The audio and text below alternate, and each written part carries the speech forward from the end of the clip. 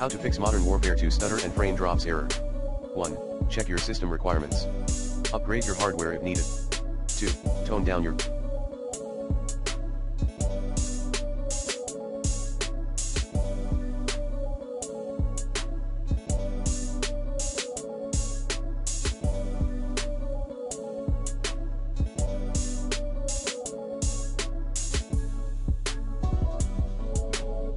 graphics accordingly and decrease the display resolution of the MW2 game.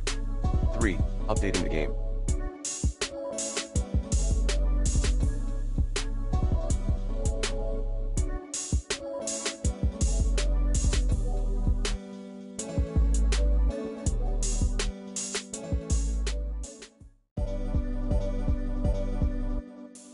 Four. Scanning the installed files.